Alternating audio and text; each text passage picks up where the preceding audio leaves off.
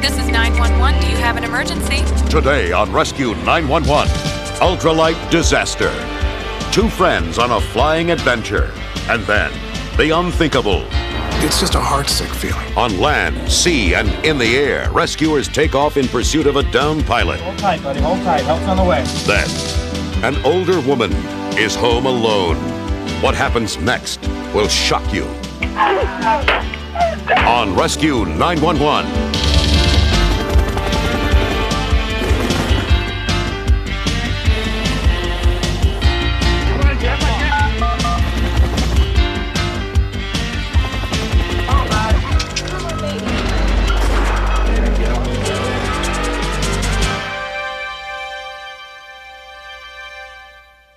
A cry for help takes on special meaning when the person whose life is at stake is someone we know and love.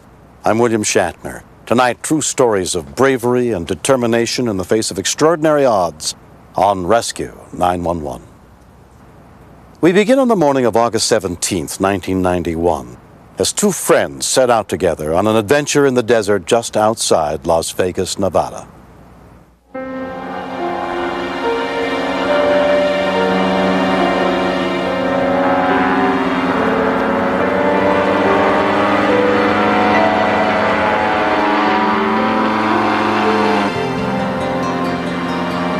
Flying an ultralight is probably as close to flying like a bird as you can get. It is true seat-of-the-pants flying, like slow motion. It is a totally overwhelming feeling. Dale Simpson had been flying ultralight aircraft for more than a year. His best friend, Ray Elam, was new to the sport and had flown solo for the first time the day before when he completed his training.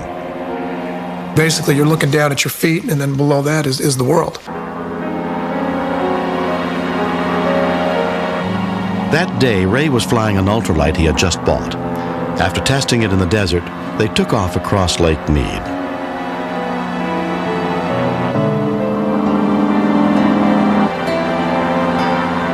It's beautiful to fly over Lake Mead, especially along the coastline. Unfortunately, the terrain's a little hostile because of all the caverns and low and high pressure. It is very difficult to predict the wind and weather patterns out there.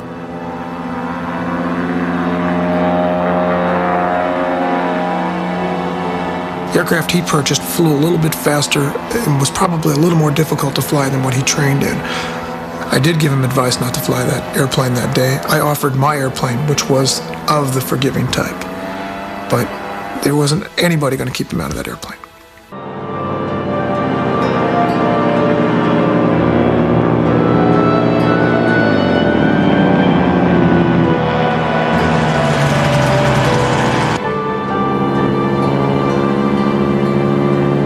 I was the lead airplane through and radioed back to him, hey, it's getting a little rough in here, let's get out. Being a low-time pilot, I didn't want him in any rough air at this time.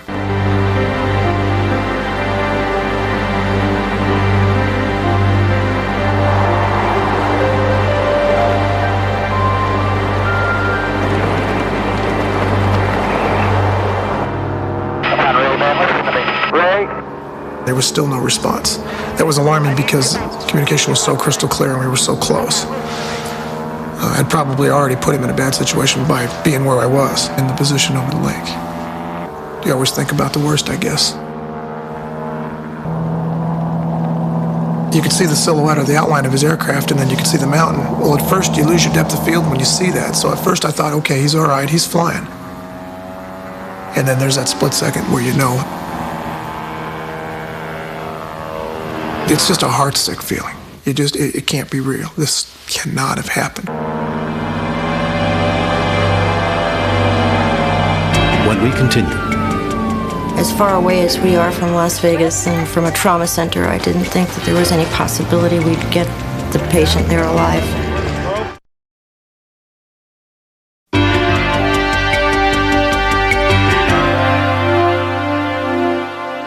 When Ray Elam's ultralight plane crashed on the rocky shores of Lake Mead, he was trapped in the wreckage where no one could get to him. As his best friend tried to find a place to land his own aircraft safely, some boaters on the lake spotted what was left of the plane and went to get help. That rock goes pretty damn hard. Hey! Come on down! Robert Wolf and Al Jensen were at a nearby marina when word of the crash reached them. I dialed 911, and then that's when I said to Al, I've got the medical kit, let's go. 501-512, Beach Rescue. The National Park Service radioed for anyone in the area who could help.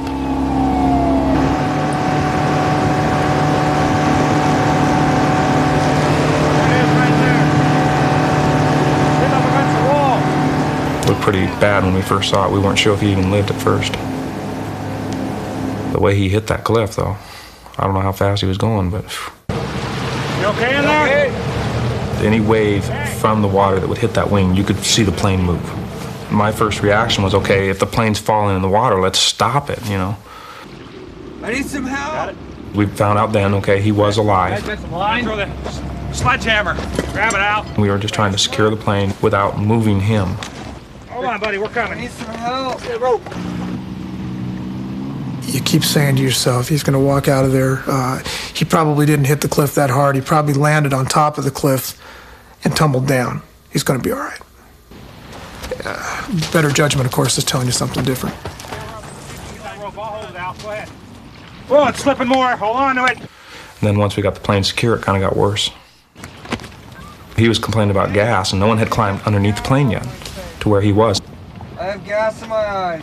You get gas all over. There's gas every place. Pretty bad. The gas was coming down the side of the mountain and running out on the water.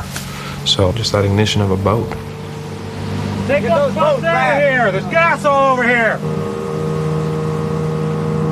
Shut off your engine. Run down. There's gas all over the place. There was no question he was hurt bad. There's a bar that's going down in his leg. He's got another puncture wound underneath him that's severe and bleeding heavily. And we were flying without helmets. We were supposed to fly with him. Gas out of his eyes. 734-12. State Game Warden Frank Shaves put out the call for an air ambulance. It's in a remote part of the state of Nevada. Hospitals are a ways away. Everybody out here works together, just not because we want to, but it's out of necessity. Watch that red handle. What's that red handle do?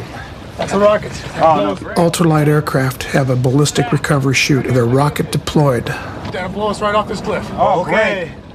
Hold tight, buddy. Hold tight. Help's on the way. Grab the mask, Chris. EMT Renee Jones was part of the medical crew that had to be ferried across the lake by park volunteers.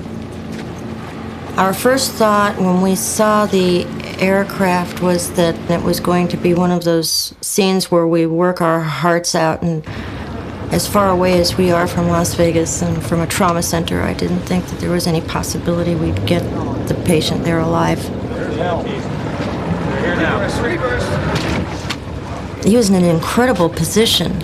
If he'd have gone into full arrest in that aircraft, he'd be gone. I mean, there'd be no way. You can't do CPR. We couldn't even really well manage an airway. I can't get to you, buddy, but I'm right behind you. He's done things for me in the middle of the night when I've been in trouble. Dropped what he was doing, and he was there. You can't imagine the guilt,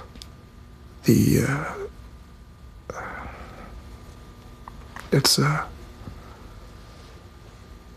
tough to talk about.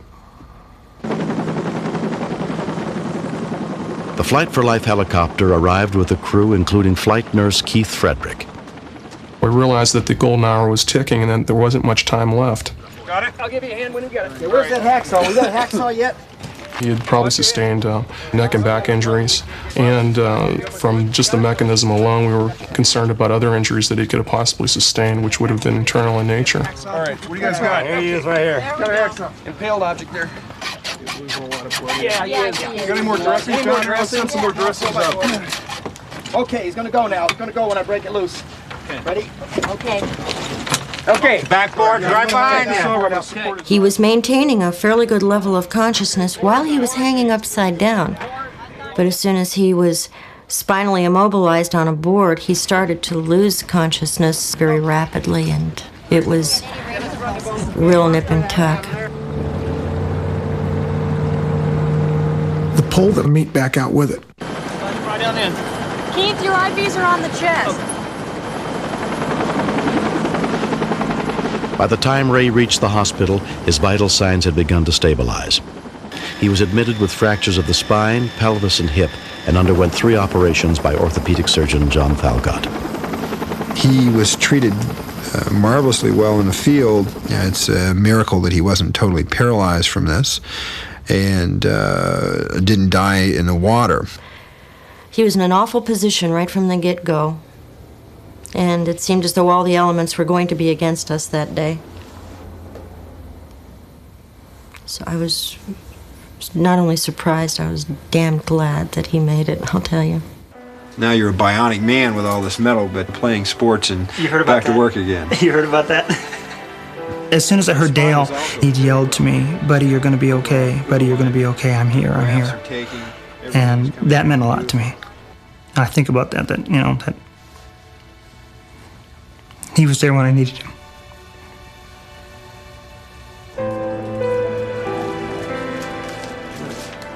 Ray is a fighter. We're both very competitive. And I think that competitive drive is what's helping him come back.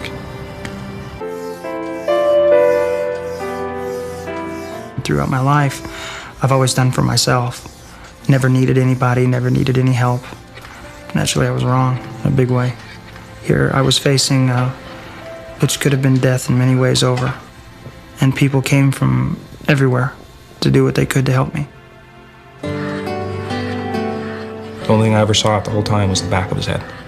I could walk up behind him, turn his head around and say, "I know you." But that's it. That's the only way I've seen him so far. Hello there. Man, I waited a long time to see you. I waited a long time to see you. Good to see you walking. Wait a minute. I gotta check something there. Okay. Turn your head. Yeah, that's you. That's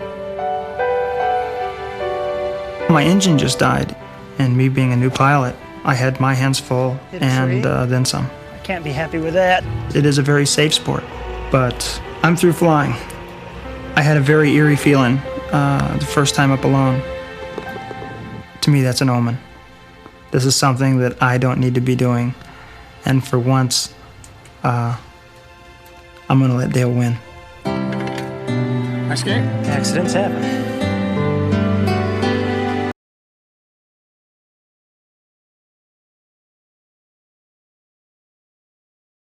Next. As I was running through the woods, he's getting real sleepy and real limp. And then I'm thinking to myself, my God, my son's gonna die right in my arms.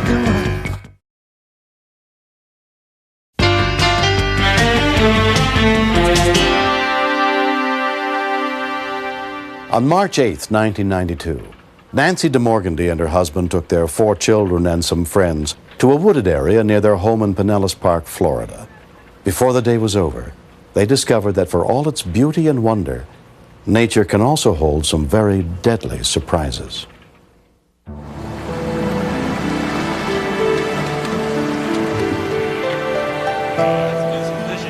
We decided to go on a nature walk to get away from the traffic and the people and just have fun. So off into the woods we went.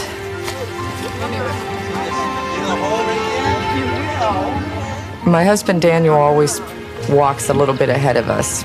He's got a walking stick he carries and kind of scares off any lizards or anything that us girls might not like around. All right, careful. We make a lot of noise. Walking through these woods, of course, you're crunching on leaves and breaking branches. We didn't really think that there would be anything out there to really be afraid of.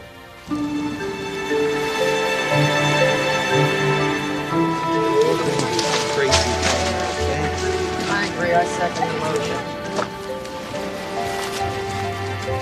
It's gorgeous out here. Beautiful out here, but I'm tired of walking.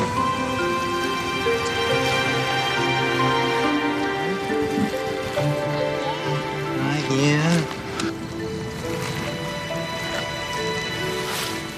I know, I just ate that one. He's like, eat your heads. I got something in my shoe. Danny, wait a minute. Jeffrey's got something in his shoe.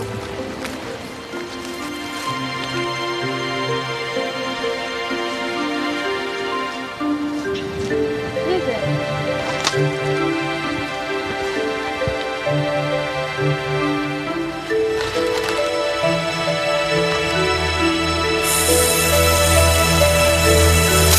felt a thud or a push on my left leg, like Jean had kicked me, like he wanted to like slide down my leg and walk.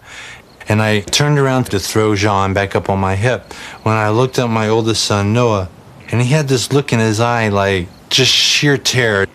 And when I looked at what he was looking at, it was just the biggest snake I ever saw. And it made this sound that goes right down to your spine and just grabs your heart out.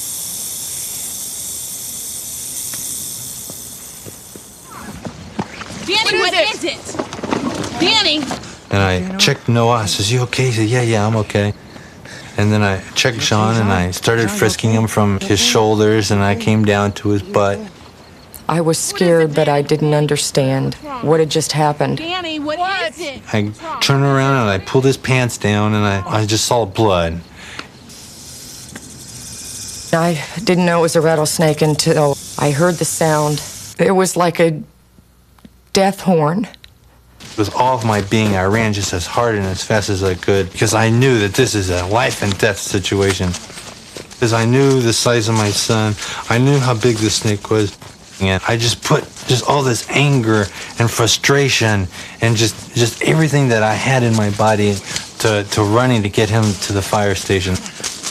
Ready? Come on. As I was running through the woods, he's getting real sleepy, he's starting to get real heavy and real limp. And then I'm thinking to myself, my God, my son's gonna die right in my arms. Come on. So I was yelling like, please, Lord, just don't let this happen to my son. Daniel drove Jean to Pinellas Park County Fire Station 36, less than a mile away. He's been bitten by a rattlesnake. Go. One of the paramedics on duty that day was Max Melendez. Right away when I saw the fan marks, I was looking at least 3 inches wide, blood still oozing out. I knew we had a big, bad snake. It looked like Dracula just bit him. Good boy, Jean. EMT Julie Heinecke was also at the station. Anytime someone comes in contact with a poisonous snake the size that this one was, you're talking about a good chance of death. We got help. What he needed was the antivenom. Good. Just hold on. If you get ready, put him on the board. I knew if I didn't get him to the hospital right away, 1, 2, 3. the little boy would die. The station had no ambulance. With time running out, Jean was put in a fire truck to be taken to the hospital.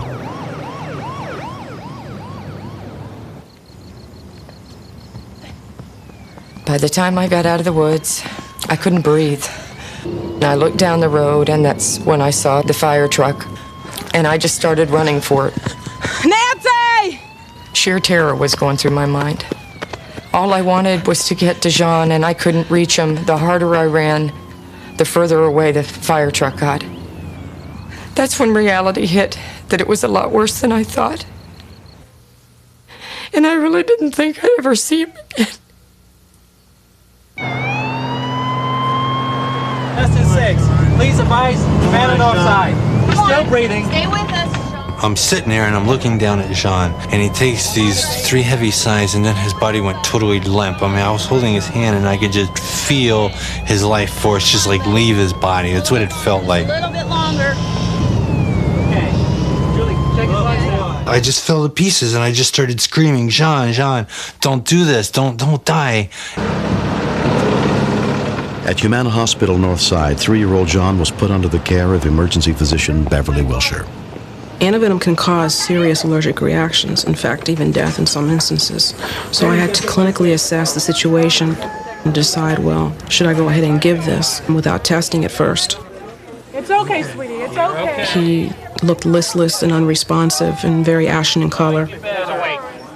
The child was in shock. He's probably live. Okay, here we go. We checked his blood pressure. He didn't have one. At that point, I knew that things were very, very serious, and we had to get the antivenom in this child. I felt that if I hadn't given it as soon as possible, that his chances of survival, he would have died. Good boy. You're gonna be okay. All the machines around him, all the IVs. I wanted to take the pain for Jean. I wanted to take his place. I couldn't stand to see what he looked like. The more I looked at him, the more I thought I was going to lose him. John was transferred to All Children's Hospital, where he was given additional antivenom and blood transfusions. As the moments and the hours passed, Jean's blood pressure kept dropping. And it got harder and harder to go in and be with him. The harder they tried to fight the venom, the more the blood pressure dropped, the more the blood broke down, and it got to the point where everything they tried seemed to make him sicker.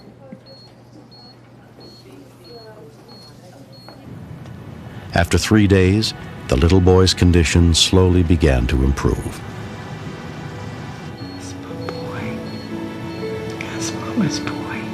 The first time Jean asked me if we could go home, I knew he was going to be okay. There's a horsey. 2 months later, he has completely recovered. Jean and my family are the luckiest people in the world. I can't believe that he was so sick. And you look at him today and it's like nothing ever happened. He's so bouncy and full of life that when I look at Jean, my heart just melts. Hold on. Hold on. I could never show enough gratitude to the paramedics and the nurses and the doctors. They gave me my baby's life. I thank them,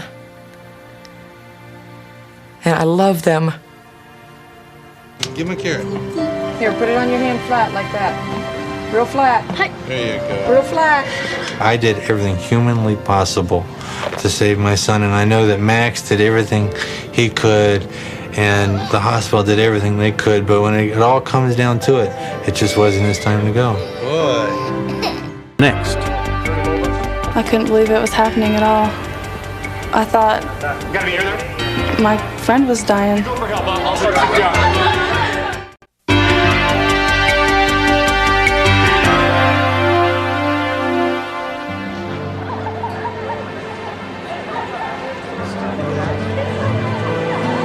On February 8th, 1990, in Kaysville, Utah, a group of 4 friends left Davis High School, including sophomore Jennifer Dennis.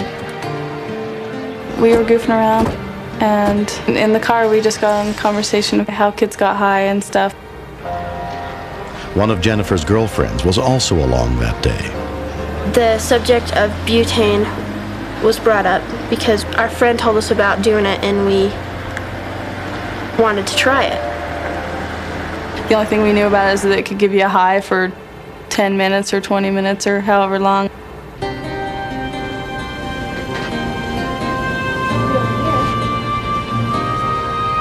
Me and Greg went in the store and I showed him what it was because he didn't even know what it was.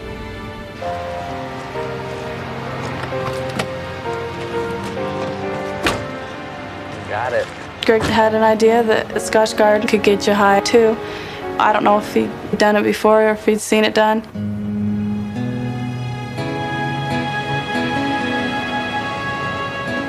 Me and Greg inhaled it all the way to the school. And Greg did a lot more than I did. It just made you laugh and just everything spun around. Come on, Greg. Come on. It just seems like no big deal.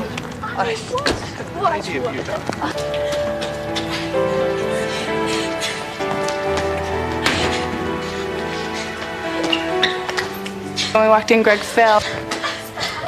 It just seemed like he was joking around, you know. I just said, get up, you know, you're making a fool out of yourself. Greg. Greg? He's in there. Hurry, my friend's out packing his I heard a couple girls kind of running down the hall. Athletic Director Roger Burley went to see what the problem was. As we came upon Greg, he was turning blue. What is it? Oh, I don't know. Turn him over. Come on, let's turn him. He wasn't breathing. There was no heartbeat. You go for help. I'll start CPR. I just started bawling. I was scared for Greg. And I was scared that the same thing was going to happen to me. A call was placed to 911. Kaysville fire volunteers and police officers, along with sheriff's paramedics, were dispatched to the scene. Excuse me, excuse me. Vice Principal Clyde Jackson arrived within minutes of Greg's collapse. Has he got any pulse at all? I tried to find a pulse, and it was just, there was absolutely nothing there. Yes, I've done all that. I was scared. Look out, kids. Look out. Brett Larkin was one of the first EMTs on the scene. Can't get an airway. We could tell from his coloring that he was in very critical condition. It was probably a full arrest. Can anybody tell me what he took? What happened? We was trying to find out what had happened, and then started getting pieces that he had apparently had sniffed Scotch Guard and some butane. I had known Greg for a couple of years, and that was a real shock to me and surprised me. 6 minutes after Greg's heart stopped beating, Davis County Sheriff's paramedics, including Scott Larson, arrived on the scene. How long's he been dead? Looking at Greg, he looked like the all-American type kid. What do you got, Randy? I got V-fib. Okay. It scared me to see such a young person in this type of situation. Here we go. Clear. Checking pulse. Check pulse. Still no pulse. Still showing V-fib on the monitor. One more. Let's go. 360. There was no reaction from him after the initial shock. Clear. Okay, let's go ahead with the wires. I couldn't believe it. Okay. I couldn't believe it was happening at all. Okay, got it. Everybody clear? I thought my friend was dying. Hold it. No pulses. We got the ID established. We got the ID. I defibrillated him 3 times, back to back. It wasn't working. Come on, hustle. Okay. Nobody wants to fail at this, and we fail so many times. Okay, still got V-fib. Clear. Clear. Okay, go. I'd give anything if I could go back to being 16 years old again. I just remember being real angry that this kid had wasted his life and wasted what he had going for him. Okay, come on, let's get some F&F from Scott, I think this kid's a... Randy said, "It's not looking good, Scott." And I says, "Well, we're not going to lose him. This kid is not going to die on me." Hyperventilating, Randy. I'm charged at 360. Clear? Clear. We'll check pulse. Hey, I think I got some. Finally, we started getting a heartbeat. I really felt like this kid's got a chance now. 16-year-old Greg Willis was taken to the Humana Hospital emergency room, where Dr. Clyde Fawcett was on call. I rubbed on his chest, and he brought his hands up. That implies that there's brain damage going on. Let's get the CAT scanner going. I thought, why the devil would anyone be inhaling Scotch Guard and butane? These chemicals displace oxygen in the bloodstream. That's what causes the high. No oxygen gets up to the brain. As the pictures came up, I knew we were in deep trouble. There was so much swelling going on in the brain, and we started having problems trying to get oxygen into his blood due to lung damage. My hopes were going down by the minute. Mrs. Willis? Yes. Vern and Kathy Willis were waiting for word on their son's condition. Let me tell you where we are with Greg right now. I explained the situation and said, "I have to ask you a very serious question, and that is, if Greg dies, would you allow someone else to benefit by making Greg an organ donor?" Okay. I'm going to get in there. I just can't believe what he was telling us, because he just kind of gave us no hope at all. And have them lifeline him down to the university. What was so hard about this is that we had never had problems with Greg. He'd been a good son. Of the 3 kids, he was probably the easiest one to raise.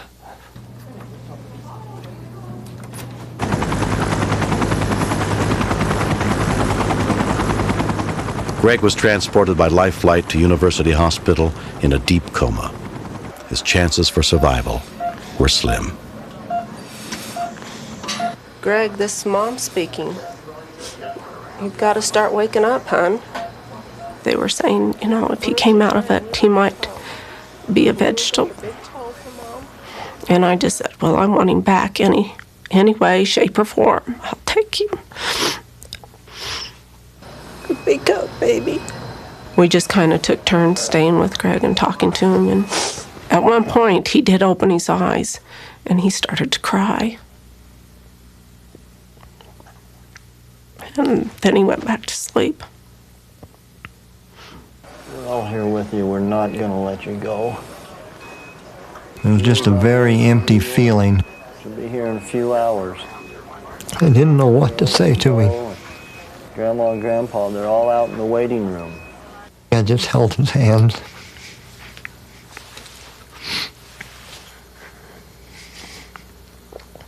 Told him that I loved him.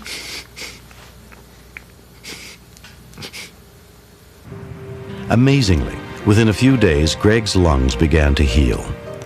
But it was 17 days before he began to come out of his coma, and the extent of his permanent brain damage was yet to be determined. Did everything go okay?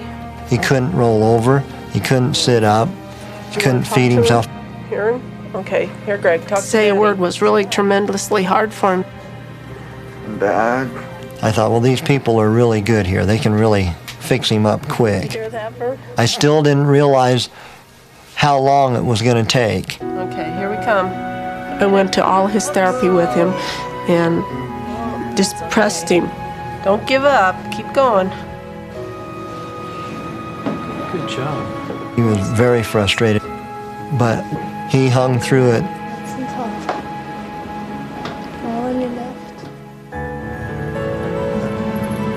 At least you're walking a lot better than you were before. A lot better. Yeah. Sounds like you... 2 years have passed. Greg Willis has graduated from high school and is 85% back to normal. But he may never fully recover from his injuries. Yeah.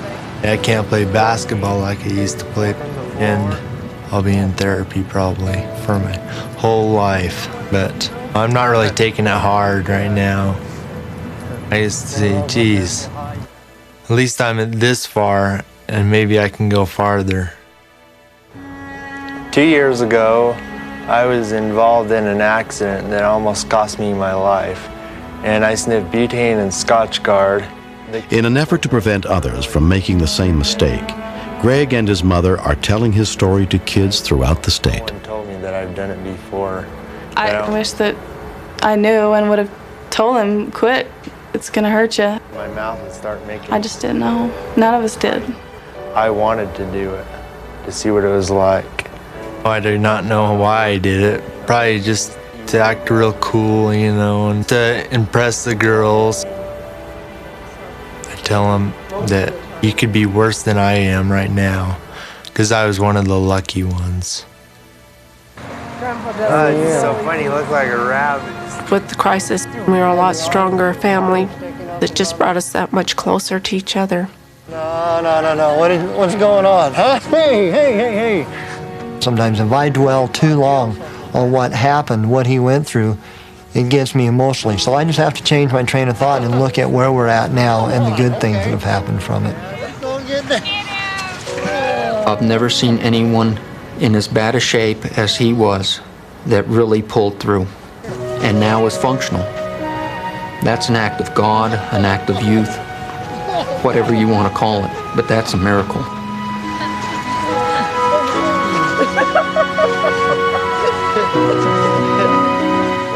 Next. He was determined to go inside there. We figured as long as we had that rope around him and we were on the other end of it, he'd be all right. You all right?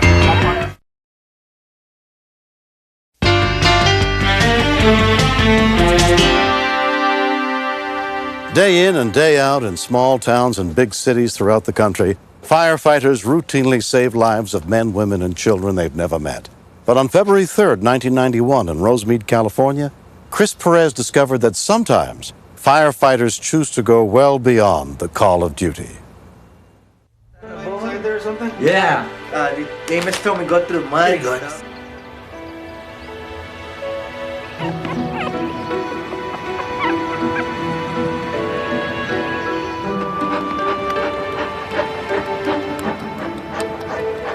So we seen Harvey over there in the mud, remember? You guys.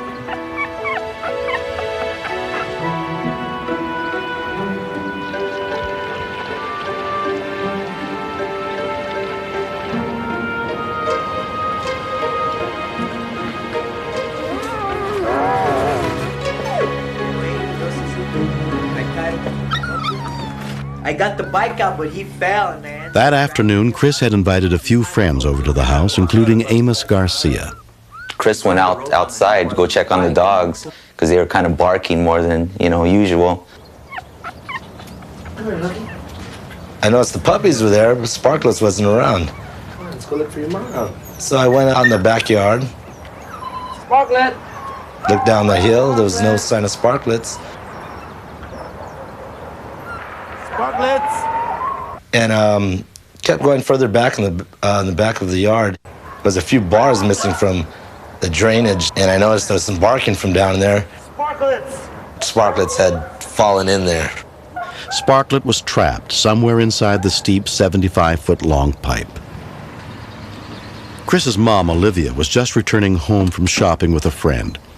Sparklets fell down in the drain pipe in the back. We ran to the drain pipe, and I could hear her crying. I could hear her barking. Baby, I can hear you. Okay, come on, baby. Probably right in the middle there, Chris. My main concern was if she was bleeding, she had a broken leg, or, who knows what happened, what kind of injury she could have had. Chris and a friend went down to the bottom of the pipe to see if they could get Sparklet out. You could still hear it barking and crying, but there was no sign of it. Just get the shovel and I'll hold this right here. By then, the puppies were really yelping and screaming, and they were hungry, and they needed to be fed. I'm gonna go in No, there. I don't think. And then Christopher decided, I'm going to go in, and I said, that's all we need is the dog and Christopher to get stuck. I don't think you should go. He was determined to go inside there and go rescue the dog. Okay, careful. Careful, are you okay? How you doing? Are you okay? Are you okay? Huh? We figured as long as we had that rope around him and we were on the other end of it, he'd be all right. You all right? Stop. Pull me up. Are you okay? We kind of were in a hurry to bring him back Are up. you okay? Okay, not too hard, you guys. Not too hard. We didn't know if he was stuck or if he just couldn't go any further. There you go, right on. Careful. Watch your head. Careful. Watch your head. I guess you are. Careful. You got him. Careful. Okay. I'm gonna go call the fire department now. I'm gonna go call the fire All right? department. And see All right. if That's we just can too get far around. down in there. Olivia called the nearest fire station and spoke with Captain Dennis Ortiz. My first response was I was just going to recommend she call the SPCA because we usually don't go out on animal calls. It's not worth putting a fireman in jeopardy, but she seems like a really nice lady, and it was just at that point we figured we'd better go out and take a look. But the firefighters remained ready to respond to any calls for emergencies. How you doing? When the firemen arrived, I told them that I went down in there. They said I was crazy. And I said, well, I'm trying to get my dog out of here. It took them more than an hour to clear away all the mud blocking the pipe. As it was getting darker, we didn't have no response from her. I would call her and tried everything, and she would stop crying, and I couldn't even hear her breathing. Here, girl, Sparklets! Chris had an idea about bringing one of her puppies down. It's kind of slippery right here. Grab one, careful. Sparklets. Come on, Sparklets. Yeah, she struggled a little bit. She can't do it. She wasn't responding, and she couldn't turn around in there to get out. By the time animal control arrived with special equipment needed to try and reach the dog, Sparklet had been trapped for nearly 6 hours. Hey guys, here you are. All right, our heroes are here. Okay, you got 6-foot extensions on there, okay? You need to connect the head to it. The noose, you have tension on there, and the rope will expand with the poles. Rick McCone was one of the firefighters. So I would take and put a pole in there and extend it up inside the hole that we had cleaned out as far as I could get it. Nice and slow. Yeah, okay, Sparklets. All right, I'm just about up to her, Rick. Let's see if I can try to get it around her head here, pull her out that way. I tried that 3 or 4 times to hook it around her head, but she kept pushing her head up against the top of the culvert. All right, Sparklets, relax. I can pull her Easy back on that rope, easy on that rope. Sparklets. All right, Rick, I got it hooked around her front leg. Don't try to pull her back a little bit. So I finally was able to hook it around her front leg. There we go. Come on, Sparklets. I pulled her back probably about 3 or 4 feet, and I pushed the pipe up a little bit past her and kind of just prodded her down, you know, pulling as much as I could, sliding her down along the edge of the pipe. There you go, girl. Go slower, okay, Rick. Sparklets. Yeah, there we go. It's all right, mamas. Don't bite this man here. Okay, girl. Okay, Sparklets. Okay, girl. Yes,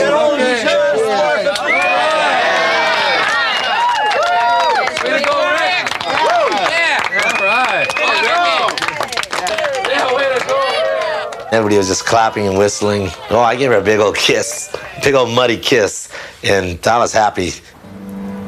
The Perezes know that their local firefighters went beyond the call of duty to save their dog. They did a wonderful job, and I was used to see them before, and I thought, well, you know, they're really brave, but now I think they're extra special people. The next day, the Perez family called to thank us again for our efforts. That was nice of them. They were real appreciative. That was kind of a good feeling. We don't get thank yous very often. They were concerned. You know, made me feel good. And as a little reward, you know, we offered them a puppy, and they accepted. The puppy Cinders has become a permanent resident of Los Angeles County Fire Station number 4. It's nice to have a dog around. This job can make you kind of hard at times. It's kind of insensitive, and it's kind of neat to see guys warm up to a dog. It's not a bad idea to have one in every station, I think.